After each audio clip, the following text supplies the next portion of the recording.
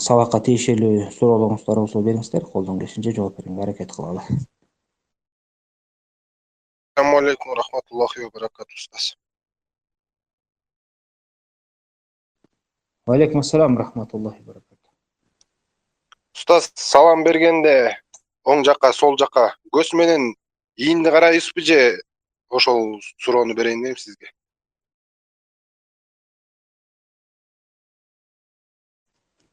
Жок, андай шарт кылынбайт. Ошол оң жактыга карап эле, көз каяка кетсе ошол жактыга карап эле салам бериш керек. Эми көздүн өзүнүн орду бар салам бергенде ошондо кайралат да. Сөзсүз түрдө ийин учуңа караш керек, тиги жери караш керек деп келген эмес. Ошол адам баласы оң жагына бетин башын буруп салам берсе ошол чечиштүү. Аллаху алам. Алла разы болсун, ustaz.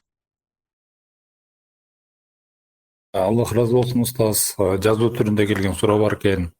Аттахиятта эки жакка салам берер алдында дуа. Ошол жердеги дуа тууралуу айтып кетесизби дейт.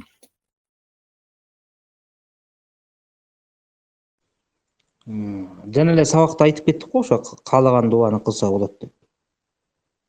Ибн Масуддун хадисинде келет да, адам каалаган дуасын кылса болот. Пайгамбар саллаллаху алейхи ва салламдан келген дуалар бар. Ошолорду дагы айтса болот. Бирок ошо кандай келсе ошондой кылып айтат. Эгерде өзү муктаждыгына дуа кылган болсо, каалаган дуасын айта берет. Жанагы дуаны сурап аткан болсо, жана Бухари, Муслимде келген. 4 нерседен сактанып, Алла Тааладан коргоо тилөө. Ал ошол мындайча айтылат да: Аллахумма инна аузу бика мин адаби жаханнам ва мин адабил кабр ва мин фитнатил махья вал мамат ва мин шарри фитнатил масиҳ даджжал деген. Ошону карап, мен жазып алып, жаттап айтып жүргөн болсо, бул өтө жакшы. Аллаху алам.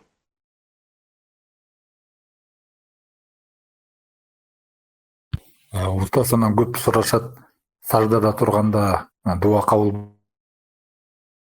тахиятта эки жакка салам берердин алдында дуа кабыл болот дейт. Ошону кыргыз тилинде өзү каалаган дуаларды кылса болобу? Муну эле жаңы эле айттык. Жаңы эле сабактын аягында айттык элек, ошол албетте. Эми арабча билген арабча айтат, арабча билген болсо арабча айтыш керек. Арабча билбесе өзүнүн тилинде эле, өзүнүн муктаждыгын айтып дуа кыла берет.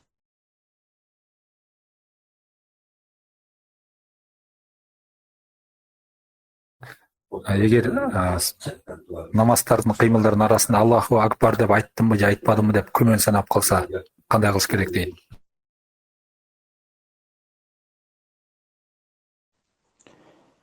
Такбир айтуу сүннөт. Эгерде эчтеке кылбай эле кетип намазды бүтүрүп койсо, намазына зыяны тийбейт, бирок сажда сахв кылып койгону жакшы да.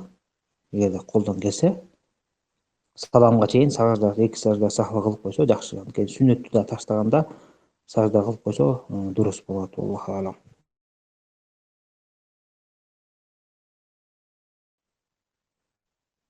Аллах разы болсун, устаз. 4 рекеттүү намаз окуса, 4 рекеттүү сүннет намаз окуса, 2 салам менен окуйбу же 1 салам менен окуйбу?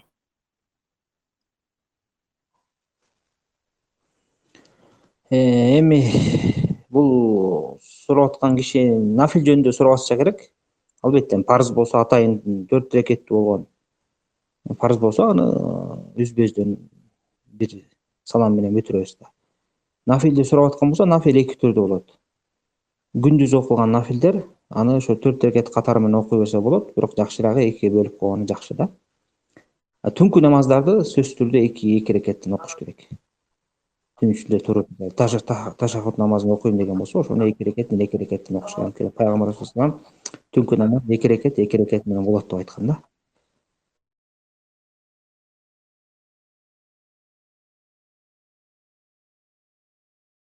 Аллах разы болсун, устаз. Намаздан кийин дуа кылуу боюнча, айтып бересизби дейт. Колду көтөрүп, анан бетти сүртүп. Ушул нерселер барбы?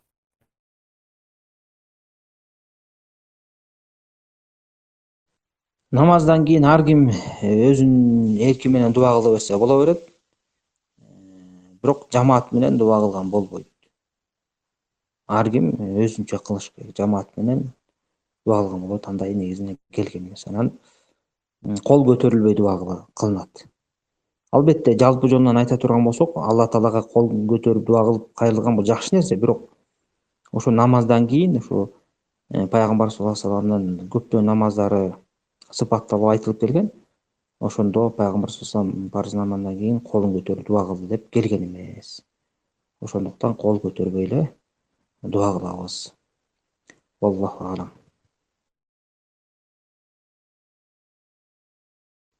Assalamu alaikum rahmatullahi wa barakatuh. Wa alaikum assalam wa rahmatullahi wa barakatuh. Атахиятта отырғанда, өткеннен кейін тұрып атқанда екі қол менен жерді таянып тұрса алабы же таянбай тұрыш керек? Негизи бул алымдардын арасында эки ой пикир бар, бирок ошо туурасы таянбай эле туруш керек. Сахабалардан ошондой келген. Али ибн Масуд, Нуман ибн Башир деген сахабалардан. Адам баласы дароо буттун учу менен эле жери таянбай турат. Бир гана муктаж болуп эле таянып калбаса, мисалы ооруп же тура албай, ошондо гана уруксат берилет. Болбосо мүмкүнчүлүк болсо дароо эле таянбай туруш керек. Аллаху алам. Jazakallah khayran. Assalomu alaykum va rahmatullohi va barakatuh. Ustoz qandaysiz? Assalomu rahmatullohi va barakatuh. Ustoz, kechirasiz, men kичине эме керекчерин укпай калдым да. Мындай суроо болуп атат. Экинчи атахиятка отуруп ташахуттан экинчи рекет бүтүп, үчүнчү рекетке туруп атканда кол көтөрүлөбү, көтөрүлбөйбү? Бул маселени айтпай кеткен турбайсызбы? Бул маселе ошондой маселе бар. Кээ бир хадистерде ошондой деп келген. Бирок Ибн Умар деген сахабанын риваятында келгенде, кээ бир риваятында. Бирок өзүнүн ачык айткан келген риваяты ушу 3 жерде көтөрүлөт деп келген. Башталганда, рүкүгө барарда, рүкүдөн турганды деп. Бул анык келген риваяттар да. Анан башка келген башка риваяттары хадис термининде муттариб деп коет. Ар кандай айтылып келген. Ошол себептен көпчүлүк алымдар ошо 3 жерде гана көтөрүлөт дегенин туура деп айтышкан. Кээ бирөөсү ошо ташахуттан кийин да 2 рекеттен кийин турганда да көтөрүлөт деп айткан, бирок туурасы Аллаху алам. Менин билишимче 3 эле жерде көтөрүлөт. Аллаху алам. Аллах разы болсун, устоз.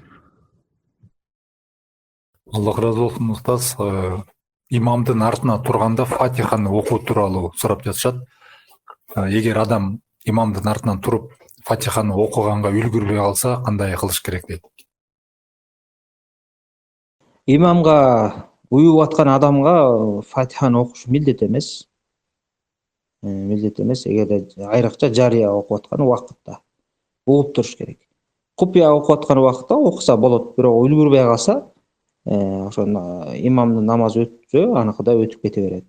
Үлгүрбөй калды деп кыжалат болбош керек. Намазы жарактуу. Аллаху алам. Аллах разы болсун, устоз. Сурап жатышат. Дуанын баары намаздын ичинде саламга чейинки жерде кылынабы? Жок, андай шарт эмес. Ошо намаздын ичинде кылса жакшы, дуа саламга чейинчи саждада турган. Андан кийин намаз бүткөндөн кийин дагы, парыз намаз бүткөндөн кийин дагы дуа кылса болот. Аллаху алам. Устоз, темадан сырткары суроолор бар экен. Ошолорду бере берейинби? Айта бер. Өлгөн кишинин атынан, балким атасыбы, апасыбы Кабаны таваф кылуу уруксатпы? Ошонун соовун ата-энесине багыштоо. Менимче ошо жөн эле тавафтын өзүн эле сурап атса керек. Албетте бул боюнча алымдардын эки ача ой пикири бар. Туурасы Аллаху алам, андай кылган туура эмес. Эгерде атасына же жакынына сооп иш аткарам деген болсо, ошонун атынан анда ажылыкты же умаралыкты толук аткарыш керек. Анткени бизде баягы эреже бар эмеспи? Пайгамбар саллаллаху алейхи вассалам айткандай, биздин динибизде жок нерсеге ким ошону аткарган болсо, ал өзүнө кайтара алат деп. Ошол себептен ар бир ибадаттын өзүнүн далили болуш керек. Анан бирок башка бирөөгө дагы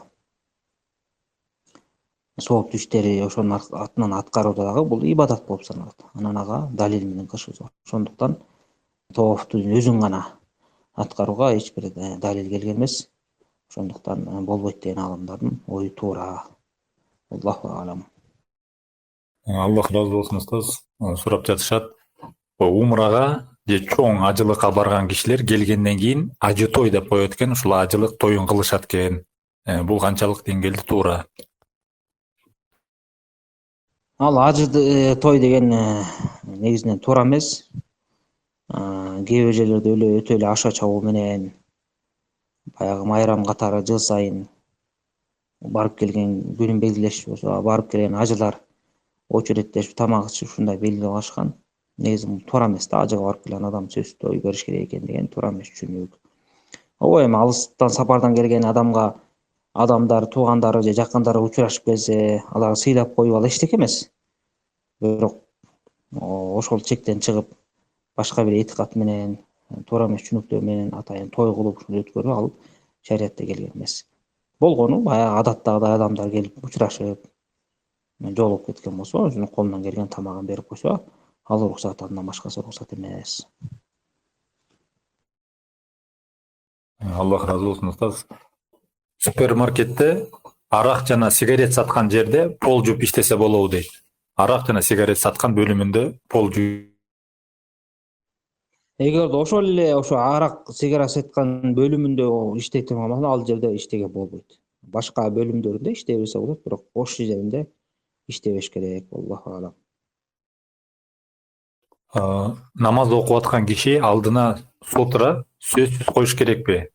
Айтышат, адамдар өтпөсө дагы шайтандар өтүшү мүмкүн. Ошондуктан эч ким жок жерде дагы намаз окусаң, алдыңа сутра коюп ал деп. Адам бар болсо дагы, жок болсо дагы сутра коюп окуган бул жакшы бекем сүннөттөрдөн. Колдон келсе ошентип окуш керек да. Пайгамбар саллаллаху алейхи айткан да. Абу Дауд жана Муслимде да келет. Ошо сутра коюп окуган буйруган да. Ким намаз окугусу келсе, сутра окусун, ошого жакын турсун деп. Ошондуктан кайсы жер болбосун сутра окуган жакшы. Аллаху алам. Бул да мындай эскертүү катары айтып кетейин. Көпчүлүк учурда адамдар баягы мечитте намаз окуп калышы менен ар бир жака тарап сүннөт окуганда эле ушул нерсеге көңүл бурушпай эле ачык жерлерге туруп алышып, чыгып бараткан, кирип бараткан адамдар тоскоолдук кылып эле окуй беришет да. Негизи бул туура эмес. Сахабалар намаз окуган кезде намаз бүткөндөн кийин сүннөт окур да, ушул дубалардын же устундардын же мечиттин төрөштөрүн издеп, ошол жака туруп намаз окушкан да. Адамдар да ошондой кылыш керек, же дубалга жакын, же болбосо бир отургучтун аркасына, же болбосо тиги дубалдын аркасына кылып, тирбештин аркасына кылып окуш керек да, арга жерге тура бербей. Кээде адамдын баягы мечиттен чыгышына чоң тоскоолдук кылып коюшат. Ушуну ар бир адам эске алыш керек. Аллах разы болсун устаз. Биз жумасына бир жолу 3 негиз китебин кайталаганы чогулабыз.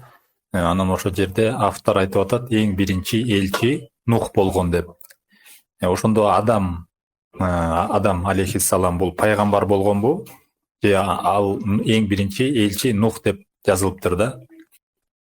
Бул негизи ушул сабакты өтүп аткан адам түшүндүрө кетиш керек негизи ушундай сабактарды. Биз кыргызча айтканда эле ошо элчи, пайгамбарды бир эле айтып кое беребиз, бирок шариятта пайгамбарлыктын баягы эки түрү бар да. Бирөөнү расул дейт, бирөөнү наби дейт.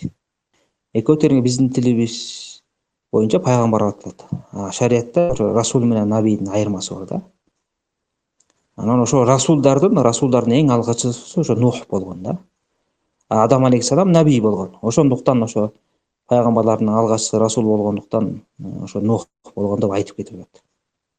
Анткени расул маанисиндеги пайгамбарлар бул ошо баягы карама каршы келген коомго түшөт да. Мисалы пайгамбар саллаллаху алейхи вассалам Меккенин мушриктерине келип тавхидти дават кылбады, карама каршылык көрсөтүп душман болгон. Набийлер түшкөндө анчалык душмандык кылган коомго түшпөйт. Болгону пайгамбарыбыз Алла Тааланын буйругун жеткирип, элдерге үйрөтүп түшүн гана келишет. Кандай буйруктар келген болсо. Эң негизги айырмасы ошо да. Расулдар ошо көбүнчө карама каршы келген, душмандык кылган элдерге түшүп даватын жеткиришкен. Ошол себептен расул деп аталган. Анан расулдардын даражасы набийлерге караганда өйдө болот. Пайгамбар саллаллаху алейхи вассалам расул да болгон, наби да болгон. Аллаху алам. Аллах разы болсын устаз. Кызыр тууралуу окуяда Муса алейхисалам менен кызырдын окуясы келет Куранда. Ошол кызыр пайгамбар болгонбу? Ооба, Кызыр пайгамбар болгон. Ошон себептен Аллах субхана таала ошондой артыкчылыктарды берген. Анан ошонун окуясынын аягында айтат эмеспи, жана көп окуяны өткөрүшүп, анан ошонун сырын айтканда, бул ден ошо менин ишим эмес деп айтат да. Демек, Аллах субхана таала адамга вахий менен келген да. Вахий кимдерге гана келет? Пайгамбарларга гана келет. Аллаху алам. Аллах разы болсын устаз. Казыркы дезодорант, духи булардын курамына кичине спирт кошулат.